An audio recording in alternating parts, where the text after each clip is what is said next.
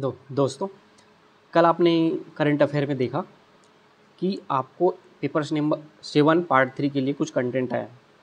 क्या है? पहला, एक देश एक स्टूडेंट आईडी।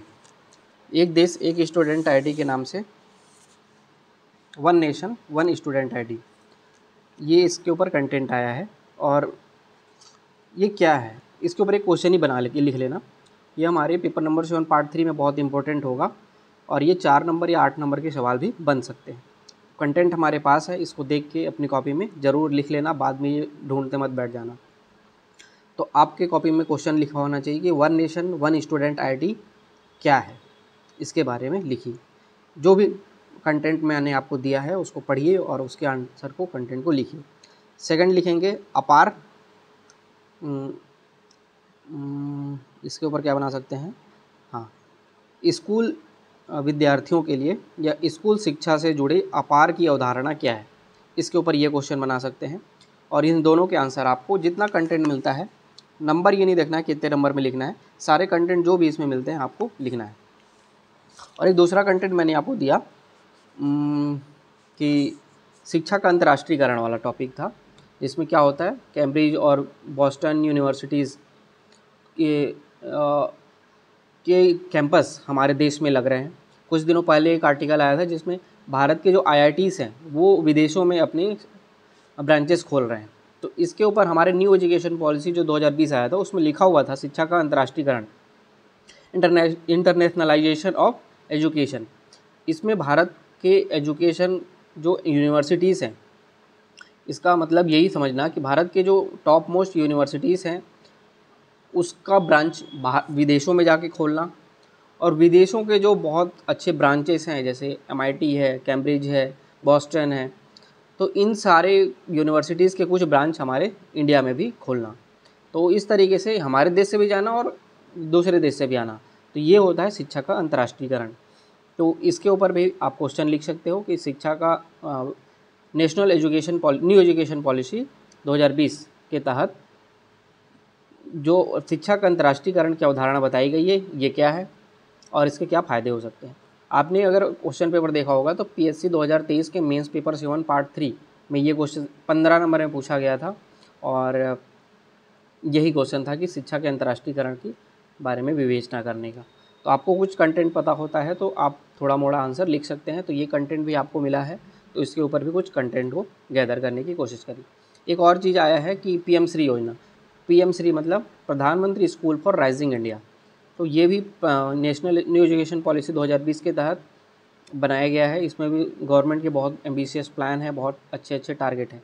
तो ये सारी चीज़ें एजुकेशन में चल रही हैं, तो आपको ये पता होना चाहिए। तो इसके बाद आप पॉलिटी कर रहे हैं। पॉलिटी में आपको UPSC और CGPSC और ऑल इंडिया सर्विसेज, ये 3 टॉपिक दिया है। छोटे छोटे टॉपिक हैं, मुश्किल से 1-2 घंटे में पूरा हो जाएगा कवर। तो सबसे इम्पॉर्टेंट चीज़ आप देखोगे UPSC में कौन से भाग में कौन से आर्टिकल से कौन से आर्टिकल तक है, इसकी संरचना क्या होते हैं, इनके निष्कासन की प्रक्रिया क्या होती है और इनके कार्य क्या होते हैं, ये आपको जानना चाहिए। 3 पेज का ही कंटेंट है, ज़्यादा नहीं। UPSC और CGPSC में जो सबसे इम्पॉर्टेंट डिफरेंस जो प्रीलिम्स पॉइंट ऑफ व्यू से होता है वो मैं आपको बताऊँ कि UPSC के जो अध्यक्ष होते हैं उसकी नियुक्ति राष्ट्रपति करते हैं और उनको हटाने की शक्ति भी राष्ट्रपति को ही है। लेकिन स्टेट PSC जो होते हैं, राज्य PSC जो होते हैं, जैसे हमारे CGPSC की बात करें तो इसके अगर जो अध्यक्ष हैं उसको नियुक्त कौन करते हैं? राज्यपाल। लेकिन हटा नहीं सकते राज्यपाल, उनको हटा सकते हैं तो सिर्फ और सिर्फ प्रेसिडेंट ही हटा सकते हैं। तो ये डिफरेंस एकदम माइंड में क्लियर रखना कि स्टेट PSC के जो चेयरमैन होते हैं उसकी नियुक्ति भले ही राज्यपाल करते हैं, लेकिन हटाने की शक्ति राज्यपाल के पास नहीं होती है, वो करते हैं राष्ट्रपति। ये कंसेप्ट आपको अच्छे से पता होना चाहिए। उसके बाद इनके भी वही है, इसके कुछ कार्य हैं, ये सब कुछ आपको पता होना चाहिए। आप कुछ लोग बोल रहे होंगे कि निर्वाचन आयोग को पढ़ना है कि नहीं पढ़ना, तो हमारे मेंस के सिलेबस में निर्वाचन आयोग नहीं है, तो आप बिल्कुल भी नहीं पढ़ोगे। ये हमारे प्रीलिम्स के लिए टॉपिक में होगा, तो हम लोग इसको दिसंबर में आसपास पढ़ेंगे। तो अभी हमारे मेंस में है नहीं, तो ये नहीं पढ़ेंगे। अभी आपको निर्वाचन आयोग पढ़ने की ज़रूरत नहीं। आपको UPSC का थोड़ा कंटेंट पता होना चाहिए, CGPSC का थोड़ा कंटेंट पता होना चाहिए, कैसे नियुक्ति होती है, उनके क्या कार्य हैं, ये होगा। CG हिस्ट्री हमारा आंसर लिखने का प्रक्रिया चल रहा है। कल आपने 10 क्वेश्चन मैंने आपको दिया, उसको लिखने का कोशिश किया होगा। आज भी मैं आपको 8 क्वेश्चन दूंगा और कल भी मैं आपको 8 क्वेश्चन दूंगा। तो इस तरीके से हम लोग अभी 3 दिन तक लगातार सीजी हिस्ट्री के आंसर्स लिखने की कोशिश करेंगे। पूरे दिन पूरी रात आपके दिमाग में सीजी हिस्ट्री ही चलते रहना चाहिए और सीजी हिस्ट्री को आप इतने अच्छे से प्रिपेयर करो कि आपको फिर नहीं आपको प्रीलिम्स में दिक्कत आए, नहीं आपको मेंस में दिक्कत आए। सारे आंसर लिख के रखो। आप ये श्योर मानो कि आपने अगर मेरे दिए हुए 50-55 क्वेश्चन के आंसर अगर लिख लिया तो सीजी हिस्ट्री में मेंस में आप जब देखने जाओगे तो 70 से 80% क्वेश्चन आपको एज इट इज़ यही मिलेंगे। आपको कहीं से भी बाहर से कंटेंट आपको पढ़ने की ज़रूरत नहीं होगी। और आप रिवीजन जैसे बोलते हैं शॉर्ट नोट्स बनाना या रिवीजन वाला कैसे करना है सीजी हिस्ट्री के लिए, तो सिर्फ और सिर्फ ये सारे क्वेश्चन जो आप लिख रहे हो इसी को ही पढ़ के जाओगे तो भी आपका कंटेंट सफिशिएंट है। तो ये आपके लिए बहुत इंपॉर्टेंट है कि सारे आंसर्स को लिखना।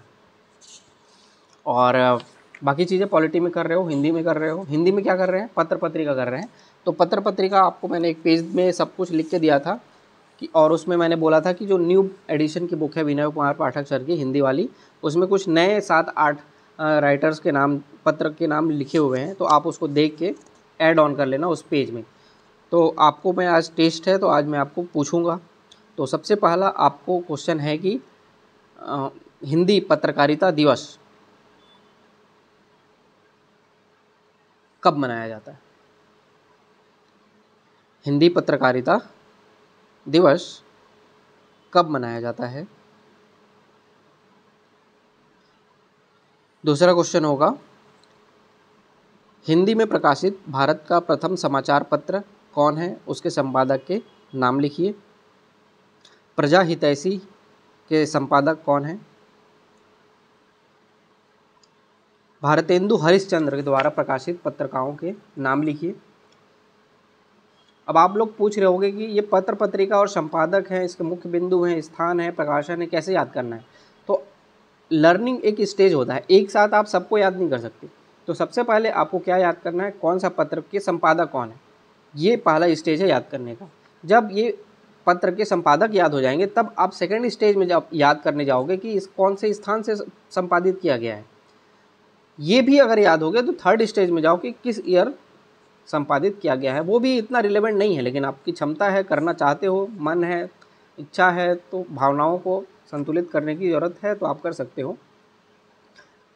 और सरस्वती पत्रिका के संपादक कौन थे ये भी आपको बताना है। तो ये हिंदी का रहेगा टॉपिक। हिंदी में कर रहे हो, पत्र पत्रिका वाला चैप्टर रटने की पूरा टॉपिक है। तो इस वीक हम लोग ये वाला टॉपिक कर रहे हैं। साहित्य इतिहास भी हम लोग कर रखे हैं। और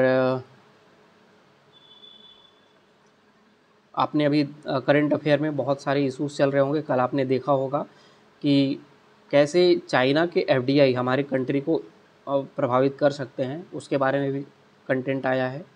और इजराइल इशू पे ही तो आ ही रहा है। तो यही रहेगा, बाकी कुछ तो और नहीं है बोलने के लिए। बाकी फिर कल जो रहेगा वो बात करेंगे। ग्रुप में जो भी एक्टिविटीज़ चल रही हैं उसको फॉलो करना है, तभी जाके हम लोग एक अच्छे स्टूडेंट बनेंगे और एग्ज़ाम को क्लियर कर पाएंगे। थोड़ा सा भी डाउट नहीं रहना है, चेहरे में एक स्माइल डालिए, मोबाइल को किनारे करिए और पढ़ने के लिए बैठ जाइए। Thank you.